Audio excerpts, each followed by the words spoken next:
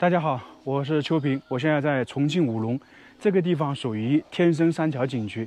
这个景区啊，在网上很多人说不来后悔，来了更后悔，因为这里的门票比较贵。然后这个地方呢，很多人说没什么看的，但是呢，因为我比较对山洞这些天坑峡谷比较感兴趣，所以呢，今天就来看一下。因为在里面呢，还有一个比较独特的地方，就是有那种四合院，听说价值非常高。出发了，要坐观光车过去。它这个地方的门票，看到没有？有50、90、125的，我买的是125的，因为是要坐电梯。我现在不想爬山了。那旁边呢，这个是另外收费的。现在准备进去了，它这里呢大概要走几百米。天生三桥。天生三桥，一个地球上最美丽的地方。里面主要有3座规模宏大、气势蓬勃的天生石桥最具吸引力。石桥分为天龙桥、青龙桥、黑龙桥，是亚洲最大的天生桥群。里面呢，林深木秀，飞泉流爆。特别是这些桥，它的高度啊，都在200-300米左右。大家看到这个是什么吧？这个应该知道了，这个就是变形金刚。为什么会这里有呢？因为变形金刚还有满城尽是黄真甲都在这里拍摄过，所以呢就有一个这样的展示。那么这个地方最让人熟知的就是那部电影嘛。我现在是行驶在这种山间小道，它也是从上面走下来才能乘坐电梯的。现在马上就快电梯了。我现在是不喜欢爬山，因为最近爬山太多了，很累，我的小腿啊到现在都还有一点疼痛感。我已经在电梯里面了。这个观光电梯总的高度是80米，行程66.8米。它呢，主要是在天龙桥的正对面，可以看看天龙桥。恐高的人尽量不要往下看了。哇，到了下面非常凉快啊！这个上面还是很高的，80多米。如果是你要爬上去的话，像我们现在体力不好，要爬很久的。哦，这里还有这么多。哦，好久没看到这种了。来，拍一下没事吧？嗯，来，走好拍。他这个是你们是怎么收费的？啊？怎么收费的200块钱当黄金甲。多少分钟啊？啊？多少分钟？1000个台阶。哇，那挺辛苦的。一天生意怎么样？哎呀，那个生意不好。我现在坐在上面体验一下。其实要爬多少个台阶啊？啊？如果坐这个要爬多少个台阶啊？700多个台阶。700多个是吧？哇，那差不多要半个小时了。啊，差不多嘛。差不多，那很重啊，其实。这等于现在已经到了山谷下面了，就是说的天坑底下。我前2天在恩施嘛，不是也走了很多峡谷嘛？哇，这里好多这种景区的教运，因为相当于是坐轿嘛。我们说汽车它这里是轿子。刚才看到的那种啊，在很多景区都有，特别是要爬山的。我好像记得是在泰山有吧。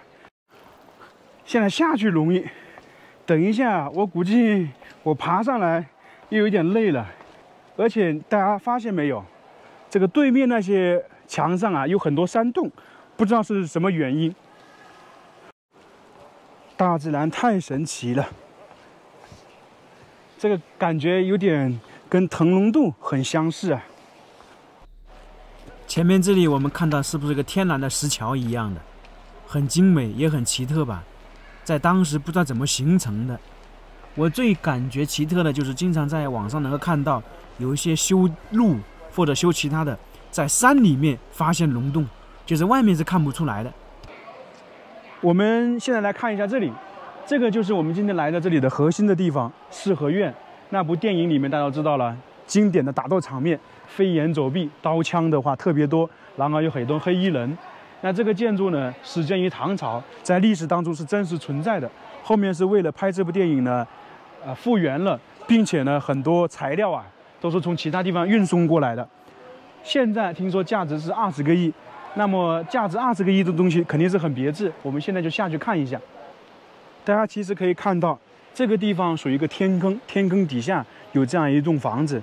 那么为什么在天坑下面修建这辆房子呢？而且是在唐朝那个时候，我们说的交通又不便。其实刚好相反，这个地方呢是以前呢就是我们说的福州和黔州的交通要道，相当于一个是古道。那这条道路上面来往的很多，像马帮、镖局，就商路的要道，所以才这个地方修建一个驿站进行补给，还有呢中转这一类的。当然了，包括朝廷可能也有这样的人，往来送物资、送信、传达我们说的政务通知，都可能经过这条道路，所以呢才有这条道路加上这栋建筑。哇，他们这个刚才可能是送人下去了，现在抬上去。这个有多重啊，师傅？有多重？它要34公斤。哦，挺辛苦的。刚才送了2个人下去是吧？我们已经下来了，这里又是个巨大的天生桥，震撼吧？那这个地方大家可以看到，下面呢是有这种道路的。那这个道路呢，现在大概宽度呢是5、6米宽。在唐朝那个时候，这里呢也就是一条商业大道。那经常有马车还有镖局往这些地方路过的。这个地方就是我们说的四合院，叫做天福观寓。现在我们去看看价值20个亿的四合院到底是什么样子的，大家能够想象出来吧？